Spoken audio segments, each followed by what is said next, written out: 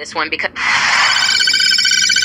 Y'all, I need you to sit down for this one because what I'm about to tell you is going to shake the table so hard, the whole Democratic Party is going to feel it. They just admitted something in Newsweek that we've been saying for decades, and now that it's in black and white, we need to have a serious conversation about what happens next. Listen, family, I'm going to read you something that should make every black person in America stand up and pay attention. According to a recent Newsweek opinion piece titled "From Decline to Revival: Why Democrats Must Repair Their Relationship with Black Voters," researchers Christopher Sebastian Parker and Christopher Towler from Black Insight Research just put Democrats on blast with one simple truth. Let's be real. Without support from the black community, there is no viable Democratic Party. Let me say that again slower for the people in the back. Without support from the black community, there is no viable Democratic Party. Now, some of y'all are probably thinking, La Sherika, we already knew this. And you're absolutely right. We've been knowing this. But what's different now is that they finally admitted it in writing in a major publication, and they're conducting what they call a post-2024 autopsy to figure out why they lost so many of us. Here's what I want y'all to understand. When someone tells you that you are essential to their survival, that means you have power. That means you have leverage. And what do you do when you have leverage? You use it. The Democratic Party is in panic mode right now because black voter turnout dropped dramatically in 2024. We went from the historic numbers we saw with Obama in 2008 and 2012 down to close to 2016 levels, and they're shook. They should be. But here's where I need to check some of y'all real quick. I'm seeing people online talking about, well, maybe we should give Republicans a chance, or both parties are the same anyway. Stop. Right there. That's exactly what they want you to think. The article mentions that one strategy was to flood the zone with as much misinformation or disinformation as possible to try and make both parties seem sort of comparable. Don't fall for that psychological warfare. We're not switching teams, we're changing the game entirely. See, what these researchers understand and what the Democratic establishment is finally starting to grasp is that black voters are not some monolithic group that's going to automatically show up just because you wave a rainbow flag and play "We Shall Overcome" at your rallies. We're sophisticated voters with sophisticated needs, and we've been getting played with the same tired playbook for decades. The article talks about how Democrats have been trying to keep the black vote with tired civil rights appeals. Y'all, that's code for we keep talking about the past instead of addressing the present. They want to give us speeches about what Martin Luther King would have wanted while we're dealing with medical debt, housing costs that would make a millionaire cry, and an education system that's failing our children. Let me break down what this autopsy really reveals. Democrats are conducting this analysis not because they suddenly grew a conscience, but because they realize they cannot win without us, but they also cannot keep winning with the same old strategies. The data is crystal clear. And that's why they brought in these illegal migrants, and they fighting for these illegal migrants to the end, y'all. They brought them in to replace our vote because they already know black folks ain't going for that fuck shit anymore. And when it comes to reparations, they trying to get away from that the best way they can. So how do you do that? You replace the black vote with the illegal migrants. Voters, especially younger black voters under 34, are walking away. Not necessarily to the Republican Party, mind you, but they're walking away nonetheless. Some are going to Trump, others are just staying home. And the Democratic Party is finally admitting what we've been screaming. This is an existential crisis for them. But here's the million-dollar question. If we have this much power, if we are this essential to their survival, why are we still having conversations about whether black people deserve reparations? Why are we still fighting for basic police reform? Why are our communities still underfunded, underserved, and overlooked? The answer is simple: because we keep giving them our votes before we get our tangibles.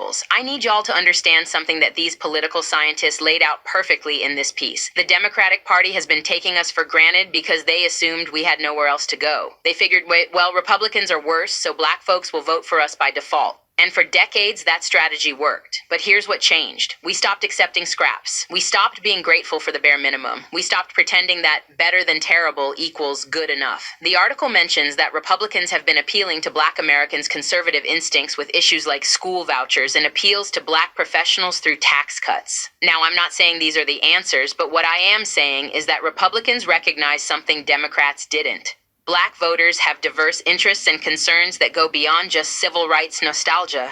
We care about economics. We care about education. We care about entrepreneurship. We care about crime in our neighborhoods. We care about having choices in where our children go to school. We care about building generational wealth. And for too long, Democrats acted like acknowledging these concerns was somehow betraying the movement. Let me tell you what real betrayal looks like. It's promising people change every election cycle and then telling them to be patient for another 4 years. It's using our pain as a campaign strategy and then forgetting our priorities the moment you get in office. It's taking our votes and then telling us that what we're asking for is too radical or politically impossible. The researchers in this article point out that black turnout dropped dramatically from 2020 to 2024. Y'all want to know why? Because people got tired of being treated like political props instead of political partners. Joe Biden got up to 87% of black votes in 2020, but by 2024, we were looking at numbers that had Democrats sweating bullets. And it Come see us when you come to New York, VP Biden.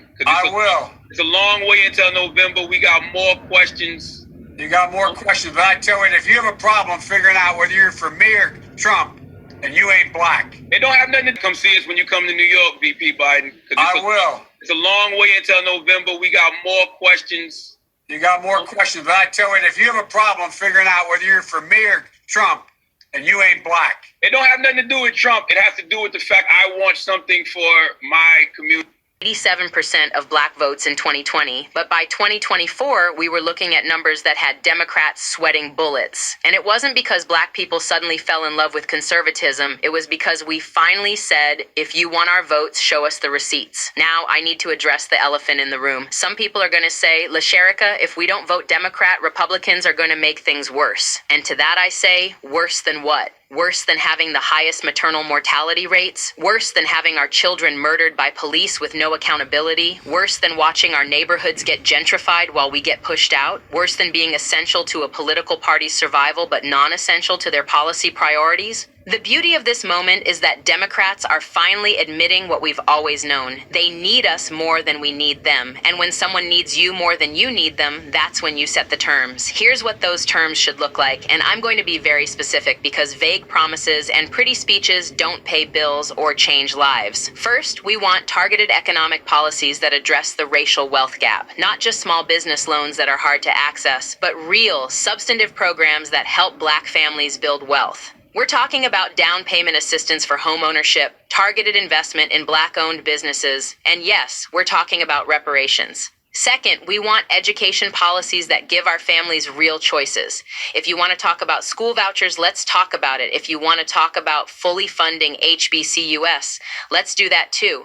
But don't come to us with half measures and then act like we should be grateful. Third, we want criminal justice reform that goes beyond symbolic gestures. We want accountability for police misconduct, but we also want investment in our communities that addresses the root causes of crime. Fourth, we want healthcare policies that address the specific health disparities our community faces. We want research into sickle cell disease to get the same funding and attention as other conditions. We want maternal mortality rates addressed with the urgency they deserve. Fifth, we want to see black people in positions of real power, not just symbolic roles. We want black judges, black prosecutors, black governors, and black senators who are accountable to our community's interests. The article mentions that Democrats need to pursue black low-propensity voters. That's political speak for black people who don't regularly vote. But here's what they're missing. These aren't low-propensity voters. These are voters with high standards who are tired of low-quality options. You want to activate black voters? Give us something to be activated about. You want us to show up to the polls? Show up for our communities when it's not election season. The researchers talk about the need for Democrats to reset their trajectory and rebuild for the future. Well, let me tell you what that rebuild needs to look like. It needs to start with respect, continue with real policies that address our real needs, and end with results we can measure and verify. For too long, we've been told that our demands are unrealistic, that we need to be practical, that we should accept incremental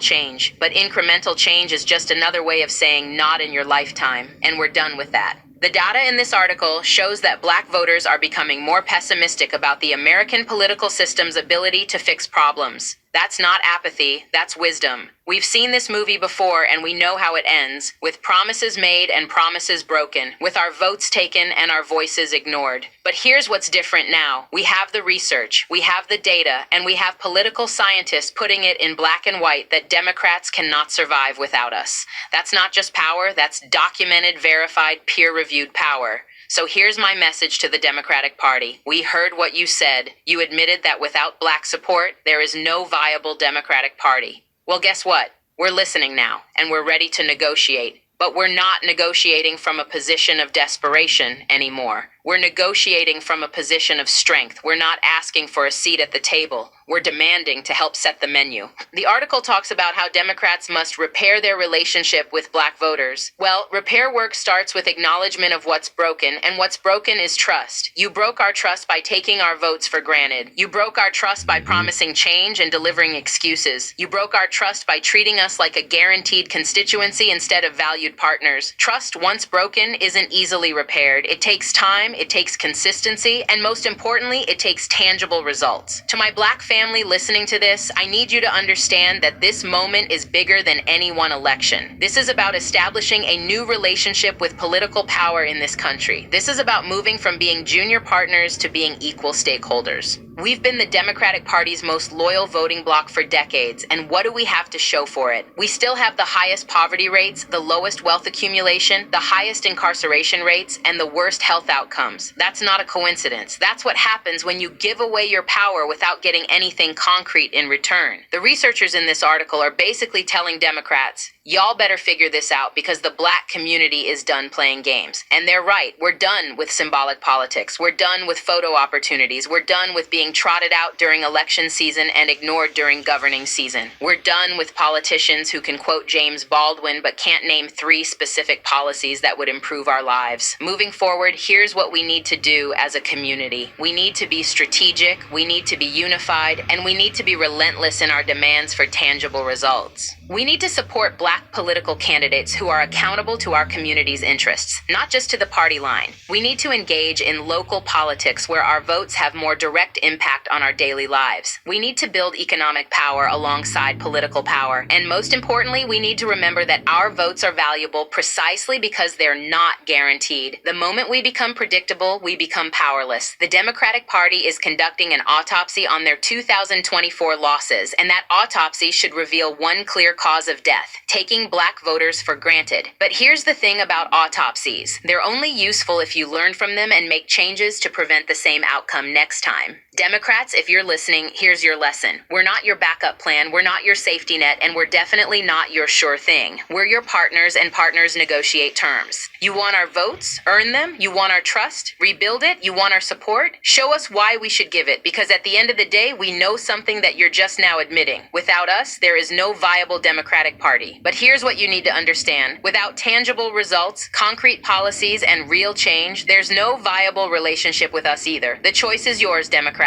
You can continue with business as usual and watch more of us walk away, or you can recognize that this moment requires a fundamental shift in how you approach black voters. We're not coming back until we get our tangibles. And according to your own research, your own political scientists, and your own admission, without us, you don't have a party anyway. So the question isn't whether you can afford to meet our demands. The question is whether you can afford not to. Ball's in your court, Democrats. What's it going to be? My fellow Americans, first and foremost, I want to welcome my fellow Americans. First and foremost, I want to thank you for choosing us, believing that America is worthy of your aspirations. Every immigrant comes from America from different circumstances and for different reasons, but you all have one thing in common: courage. The courage it takes to sacrifice and make this journey. The courage to leave your homes, your lives, your loved ones, and come to a nation that is more than just a place, but rather an idea. An idea that where everyone is created equal and deserves to be treated equally.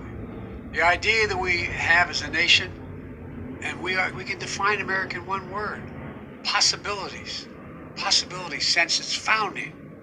That very idea has been nurtured, enriched, and advanced by the contributions, sacrifices, and dreams of immigrants like you, and immigrants like my own ancestors from Ireland, like generations of our fellow Americans. And today, you've earned a new title equal to that of an American president. The title I'm most proud of, citizen of the United States of America. I look forward to standing with you as you embrace your new rights and responsibilities, as you build your lives and legacies here, as generations have done before you in this great nation of immigrants. So welcome, my friends. Welcome, my fellow Americans. Welcome. What the fuck?